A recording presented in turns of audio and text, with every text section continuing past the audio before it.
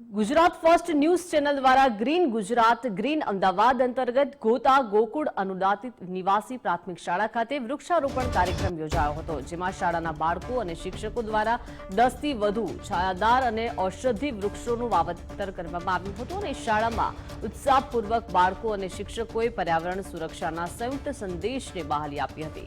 દરેક વૃક્ષને જાળવવા માટે સ્થાનિક રહીશો માટે વૃક્ષ મિત્રની જવાબદારી નિર્ધારિત કરવામાં આવી હતી અને शपथ लेवડાવાયા હતા કે આ વૃક્ષોનું જતન કરવામાં આવશે। ગુજરાત ફર્સ્ટ ન્યૂઝ ચેનલે મુહિમ ઉપાડી છે કે તે અંતર્ગત અમદાવાદ સહિત આખા ગુજરાતમાં વૃક્ષારોપણ કાર્યક્રમ કરવામાં આવી રહ્યા છે। ખૂબ જ સારું કામ છે। દરેક વ્યક્તિએ આનાથી કંઈક શીખવું જોઈએ। પ્રત્યેક વ્યક્તિએ ઓછામાં ઓછા વર્ષમાં 4 થી 5 વૃક્ષો વાવવા અત્યંત જરૂરી છે। ગુજરાત ફર્સ્ટ ચેનલ દ્વારા જે આ લોકોને જાગૃત કરવા માટેનો પ્રોગ્રામ કર્યો છે તે ખૂબ જ ઉમદું કાર્ય છે।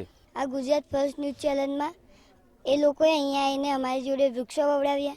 અમે એને રોજ પાણી આપીશું, ખાતરની જરૂર પડે ખાતર આપીશું ને એનું જતન કરીશું। પર્યાવરણ બચાવવું ખૂબ જ જરૂરી છે। જો વૃક્ષો નહીં હોય તો આપણને ઓક્સિજન નહીં મળે। ગ્રીન ગુજરાત ગ્રીન અમદાવાદ અંતર્ગત વૃક્ષારોપણનો કાર્યક્રમ કરવા માટે ગુજરાત ફર્સ્ટ ન્યૂઝ ચેનલ દ્વારા ફરી એકવાર જે વિસ્તાર છે તે વિસ્તારમાં આપણે આવ્યા છે અને ખાસ ગોકુળ અનુદાનિત પ્રાથમિક શાળા ગોતા ખાતે આવેલી છે। ત્યાં વૃક્ષારોપણનો કાર્યક્રમ કરવા માટે આવ્યા છે અને અહીં જે શાળાના જે બાળકો સાથે શિક્ષકો પણ અહીં આ અભિયાનમાં જોડાયા છે। જે ખાસ જે રીતે વૃક્ષારોપણનો આ કાર્યક્રમ કરવામાં આવી રહ્યો છે, 10 વૃક્ષો આપણા ત્યાં વાવ્યા છે, કેવી રીતે જતન કરશો, ગુજરાત ફર્સ્ટની આ મુહિમને કેવી રીતે જુઓ છો? હું તો પહેલાં મારો ટૂંકમાં પરિચય આપું। મારું નામ પ્રજાપતિ ભાવેશ કુમાર મણીલાલ છે। હું છેલ્લા 20 વર્ષથી આ સંસ્થામાં આચાર્ય તરીકે ફરજ બજાવું છું। સંસ્થાનું નામ છે પીપલ વેલફેર સોસાયટી સંચાલિત ગોકુળ અનુદાનિત નિવાસી પ્રાથમિક શાળા। અમારા ત્યાં વર્ષો 200 થી 500 વૃક્ષો અમે શિક્ષકો દ્વારા અને બાળકો દ્વારા અમે વાવીએ છીએ। પણ આ સાલ અલગ અલગ કોર્પોરેટ સંસ્થા અથવા કોલેજો અથવા NGO દ્વારા પણ વૃક્ષો વાવવામાં આવ્યા છે અને આ સાલ એક ગુજરાત ફર્સ્ટ ચેનલ દ્વારા પણ આ સાલ અમારી શાળામાં 10 વૃક્ષો વાવવામાં આવ્યા, જે અમે જતન કરીશું અને એનું હંમેશા પાલન કરીશું અને બાળકોને પણ અમે વૃક્ષો જતન કરવાનું અમે શીખવીશું। એટલે આજે અમે ગુજરાત ફર્સ્ટ ચેનલના આભારી છીએ કે જે અમારી શાળામાં 10 વૃક્ષો વાવવાનું એમણે નિર્ણય કર્યો છે। ખાસ જે રીતે જોવા જઈએ તો અત્યારે હાલ ગ્લોબલ વોર્મિંગ અને જે રીતે કમોસમી વરસાદ અને જે રીતે થઈ રહ્યું છે, કેટલું જરૂરી પર્યાવરણનું રક્ષણ કરવું અને ગુજરાત ફર્સ્ટ જ્યારે આ ગ્રીન ગુજરાત ગ્રીન અમદાવાદનો કોન્સેપ્ટ લઈને આવ્યા છે, કેવી રીતે જુઓ છો આને?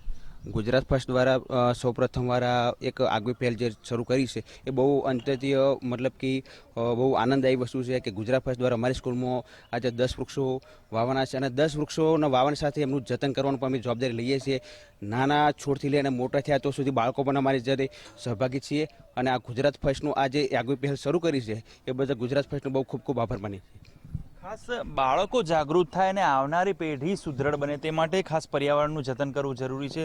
કેવી રીતે જે આ ગ્રીનરી અને ખાસ જે પર્યાવરણને બચાવવા માટે પ્રયત્ન કરવા જોઈએ, કેવી રીતે જુઓ છો? કોરોના વખતે આપણે ઓક્સિજનની ખૂબ જરૂર પડી હતી। તે વખતથી અત્યાર સુધીમાં જોવા જઈએ તો વૃક્ષો વાવવા ખૂબ જરૂરી બની ગયા છે।